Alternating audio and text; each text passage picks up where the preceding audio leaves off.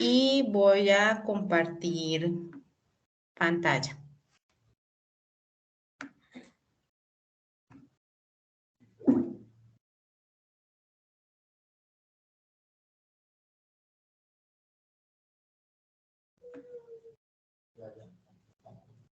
Listo, chicos, ¿se escucha perfecto? Sí, profe. Bien. Bueno, entonces, bienvenidos a este CIPAS diseñado en el marco del espacio académico Macroeconomía. El propósito de esta sesión es que podamos abordar los conceptos de la unidad 1 y despejar las inquietudes alrededor de la guía de trabajo. Tenemos un orden planeado y es iniciar pues con la presentación de mi hoja de vida en calidad de tutora. Segundo, abordar propiamente los temas de la unidad 1 y con especial atención al desarrollo de las guías, que sería nuestro tercer punto. Les agradezco que siempre que tengan alguna inquietud, por favor me lo hagan saber. Pues no puedo, digamos que ver sus mensajes de chat, entonces les pido que por favor interrumpan la presentación cuando lo consideren pertinente. ¿Vale? Bueno, mi nombre es Lizeth Vázquez, soy economista, estoy cursando maestría en desarrollo rural y maestría en análisis económico. Ya he terminado los periodos de formación, estoy elaborando las tesinas que me permitirán obtener el título como tal. Estoy vinculada a la escuela de CACEN, llevo ya alrededor de un año vinculada a la UNAT y trabajo adicionalmente pues en otras instituciones también de educación superior. Especialmente, digamos que mi línea de atención es todo lo relacionado a la medición de impacto y me interesa sobremanera el trabajo comunitario. Mis datos de contacto los ven ustedes allí en la pantalla como tal. Mi correo lisset.vasquez@unad.edu.co y mi Skype, mi cuenta de Skype, Liz Vázquez Vargas. El grupo que es este a través del cual estamos dando inicio a la sesión. Bueno, digamos que en virtud de los pensamientos o el desarrollo de la teoría económica, se hace necesario abordar lo que son las variables agregadas, especialmente cuando, digamos que nos inquieta analizar los conceptos macroeconómicos. Entonces vamos a hablar de lo que es el Producto Interno Bruto, que nos da, digamos que una indicación o nos permite realizar un análisis sobre lo que está sucediendo con la renta. La propensión marginal, que es un concepto muy importante que nos permite, digamos que indagar qué sucede con dos variables cuando aumenta o disminuye una de ellas. Entonces, ¿qué sucede en virtud de la otra variable?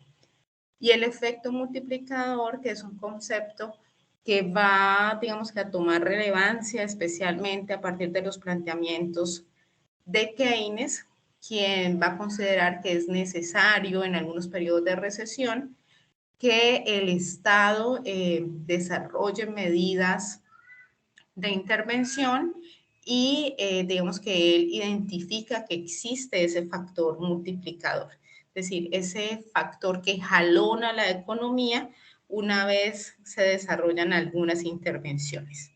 Y finalmente vamos a hablar de la inflación, pues que hace referencia al efecto de los precios en la canasta básica. ¿Qué es la macroeconomía? ¿Habían ustedes ya abordado algunos espacios académicos en función de esta asignatura? ¿O es este un concepto nuevo al que se están enfrentando?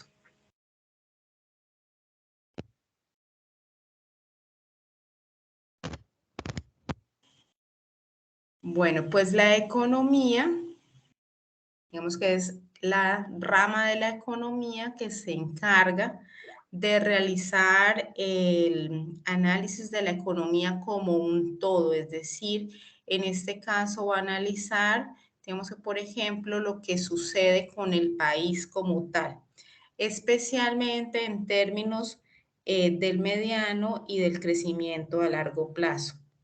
Se encarga de analizar las variaciones, a eso nos referimos, perdón, con el concepto de fluctuación, y va a analizar especialmente el comportamiento cíclico de la economía, es decir, ustedes han podido observar que la economía está en constantes fluctuaciones y que va de periodos de recesión a periodos de auge. Y allí pues enfrentamos también o analizamos qué sucede con conceptos como desempleo, inflación, comercio internacional, finanzas internacionales.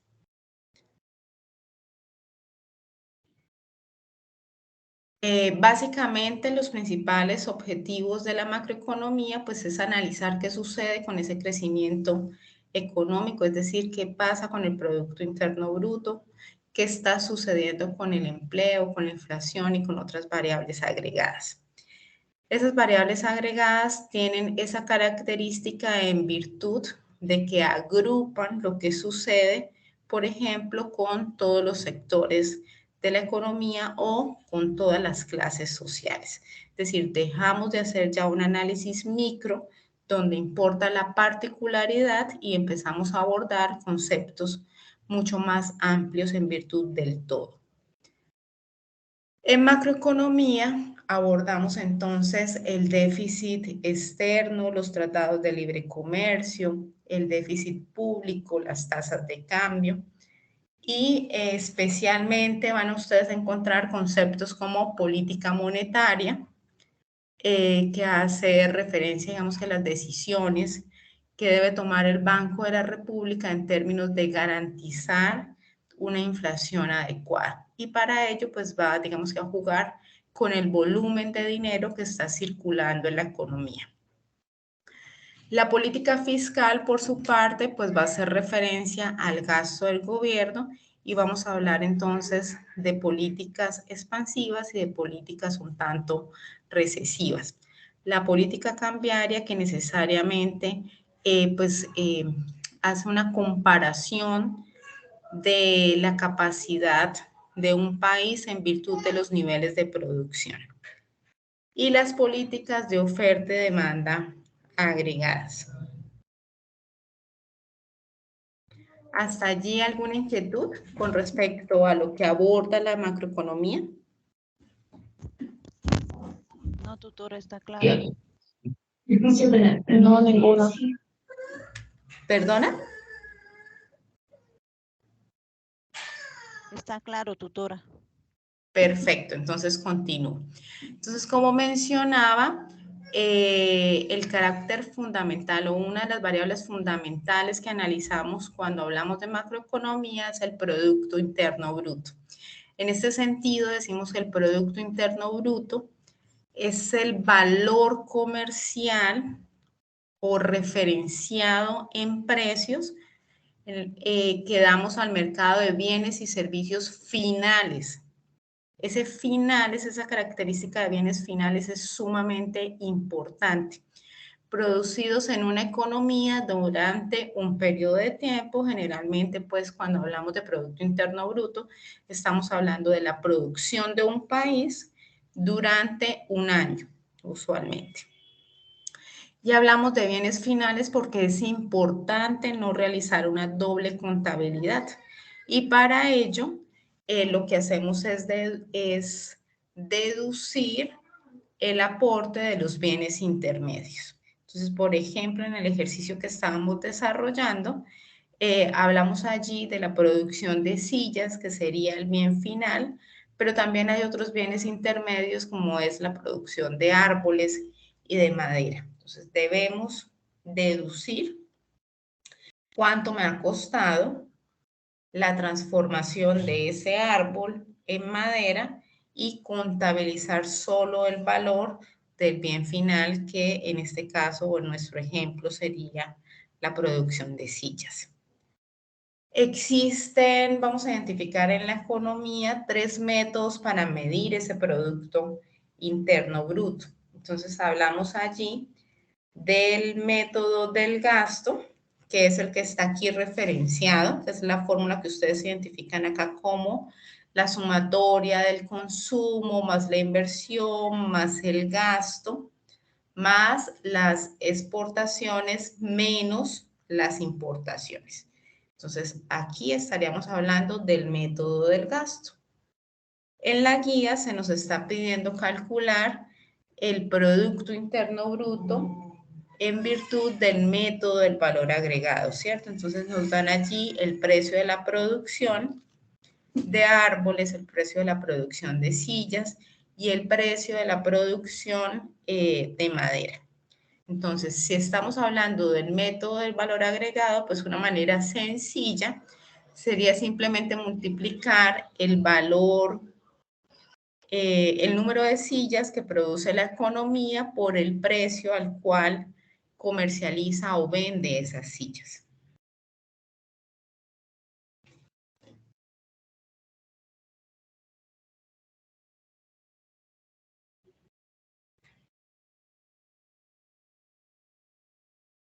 Importante diferenciar que la contabilidad nacional pues divide la producción en bienes y servicios y se generan varias categorías que se conocen como los códigos SIU. Usualmente el método más común para identificar o para estimar el Producto Interno Bruto, pues es este que está aquí relacionado, que es el método del gasto. Y como les mencionaba, pues incluye la sumatoria del consumo, de la inversión, de las compras del Estado y de las exportaciones netas, es decir, las exportaciones menos las importaciones. Ahora bien, también es importante precisar que existen dos conceptos importantes en la economía y es el Producto Interno Bruto nominal, es decir, el que está estimado a precios de mercado. Por ejemplo, si quisiéramos estimar el Producto Interno Bruto de 2022, pues estaríamos contabilizando o teniendo como referente los precios de 2022. Sin embargo, digamos que si yo estoy haciendo un análisis económico, pues no sería prudente tener en cuenta el Producto Interno Bruto nominal porque es posible que esté aumentando el valor, es decir, que observemos que en la economía hay un incremento permanente del Producto Interno Bruto, pero que ese incremento se deba no a que la economía esté produciendo más bienes, que hablaría realmente de una economía con capacidad, sino que es posible que ese incremento del Producto Interno Bruto se traduzca en un efecto de los precios. Entonces, para deducir ese efecto de los precios, abordamos el concepto de Producto Interno Bruto real, que no es otra cosa que tomar como referente un periodo de tiempo. ¿Vale? Entonces, en este ejemplo sencillo, estamos hablando en una economía hipotética que produce un solo bien, que en este caso es sillas. Estaríamos diciendo que el Producto Interno Bruto nominal para el año 1, pues haría relación a 45 multiplicado por el precio de cada silla. Tendríamos entonces un total de 45 pesos y para el año 2 estaríamos produciendo ya 50 sillas y tendríamos un precio de 2 pesos por cada silla, entonces aumentaría el Producto Interno Bruto en 100 pesos. Ahora bien, ¿qué pasa si tenemos en cuenta el Producto Interno Bruto real? Si tomamos como referente el año 1, estamos observando que el incremento para el segundo año del Producto Interno Bruto ya no va a ser de 45 a 100 como sucedía cuando estimábamos el Producto Interno Bruto nominal, sino que va a ser de 45 a 50. Es decir, mantenemos permanente o constante el precio del año 1. Y en este caso identificamos que realmente la economía no está aumentando más del 50%, sino que está aumentando su capacidad productiva en un 11%. Es clara la diferencia entre Producto Interno Bruto nominal y Producto Interno Bruto real.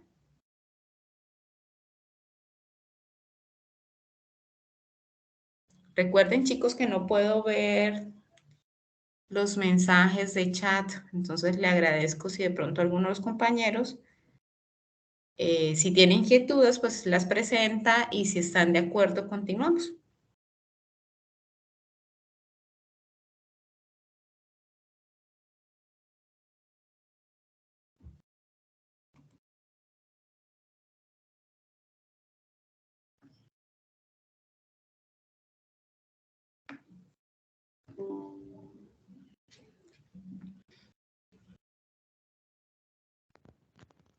Vale, parece que nadie tiene inquietudes al respecto.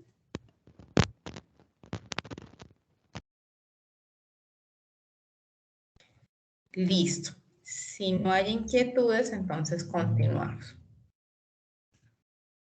Otro de los conceptos importantes es el del deflactor, y ese deflactor, digamos que lo que me va a permitir es deducir también ese efecto que se está generando en la economía en virtud del efecto precios. Entonces allí la fórmula para estimarlo es simplemente Producto Interno Bruto nominal sobre Producto Interno Bruto real.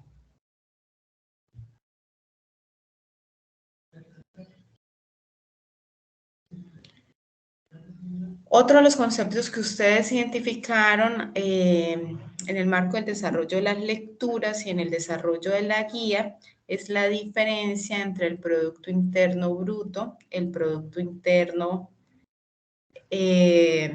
Bruto nominal y el Producto Interno neto.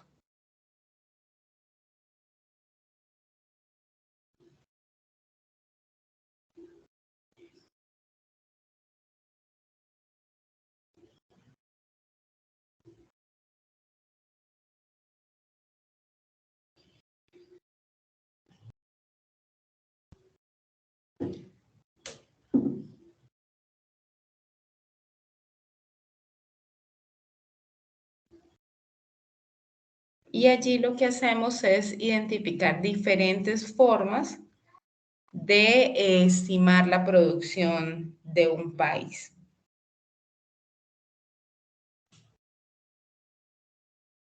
Entonces, cuando hablamos del Producto Interno Bruto, hablamos de la producción, como hemos mencionado, de bienes y servicios realizada por los residentes de un país dentro de las fronteras nacionales, menos el consumo de bienes y servicios intermedios, es decir, debemos garantizar que no existe una doble contabilidad.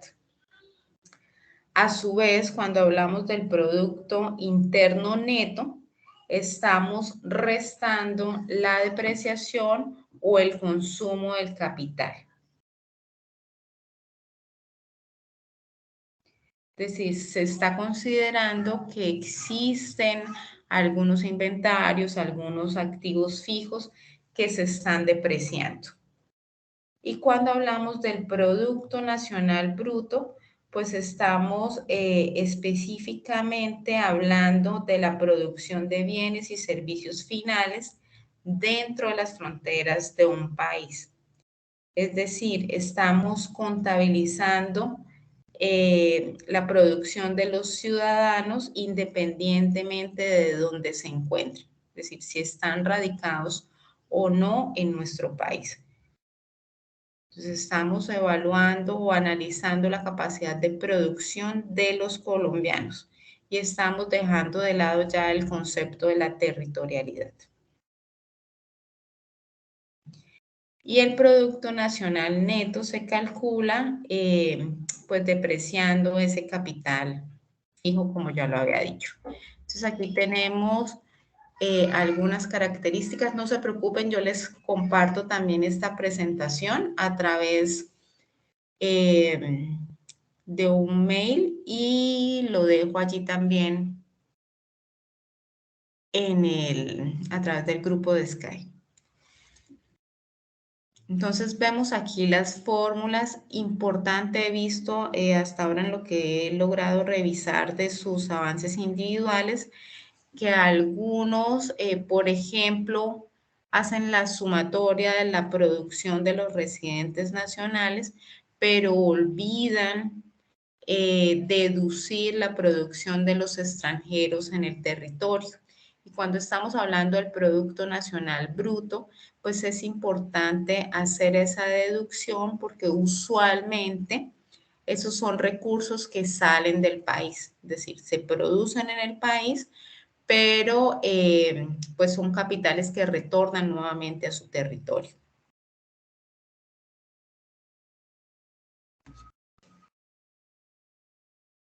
Cuando hablamos del Producto Nacional Neto, pues lo que hacemos es deducir propiamente la depreciación, es decir, el deterioro de esos activos fijos, de la maquinaria, de la capacidad, del capital como tal de un territorio. ¿Alguna inquietud?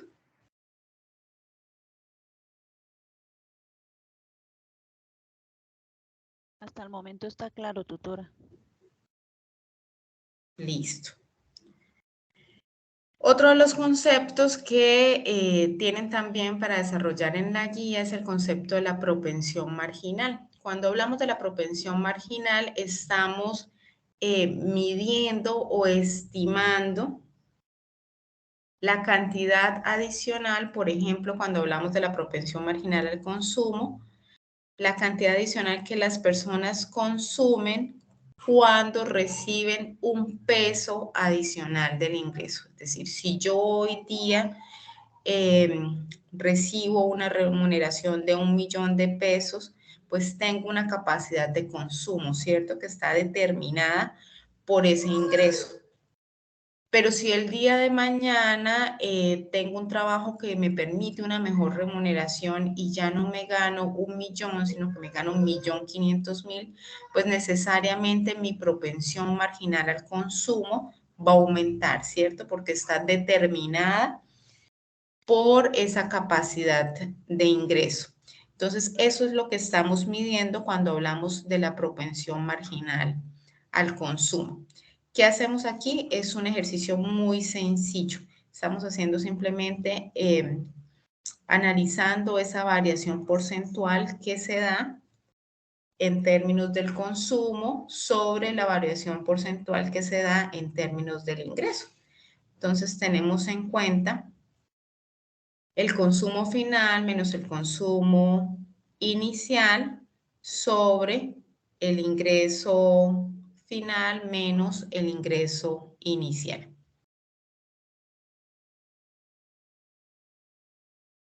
En la guía les están dando, digamos que el consumo, el ingreso y el consumo, entonces digamos que esto es un poco más sencillo.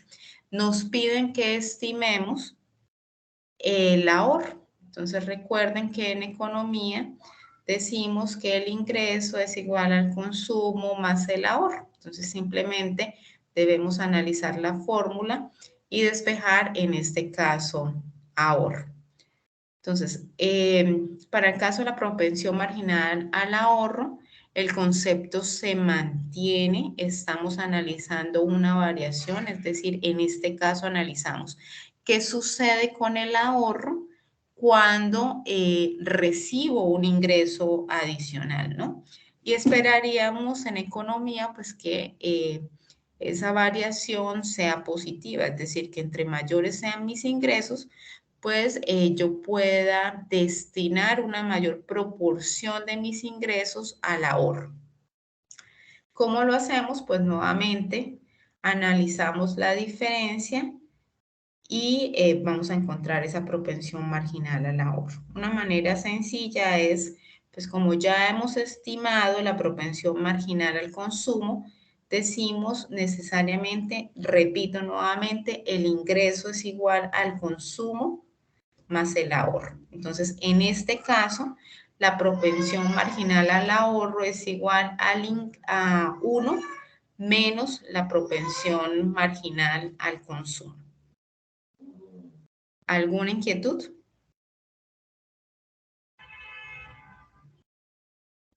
Dios santo, están muy callados, chicos.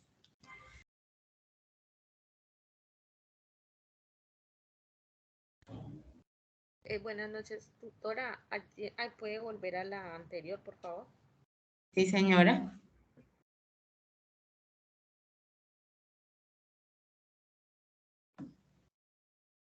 Allí en la propensión marginal al ahorro, o sea, primero, o sea, porque hay dos, o sea, ¿en qué momento se le resta, aparece ese uno? No, es que son dos fórmulas diferentes que te llevan a la misma, Ah, ok, ok. al mismo concepto. Entonces, puedes hallarlo por la variación, es decir, por el cambio que se produce en el ahorro dado un cambio en el ingreso, o simplemente como ya conoces la propensión marginal al consumo, haces la diferencia. Ah, listo.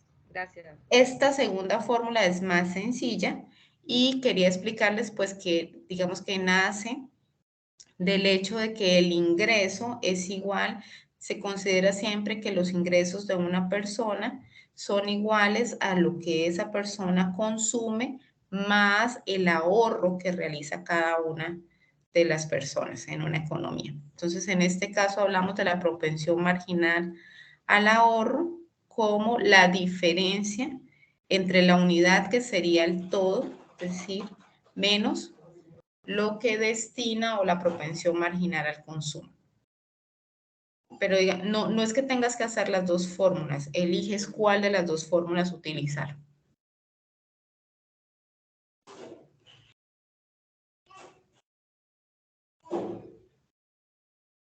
¿Otra inquietud adicional?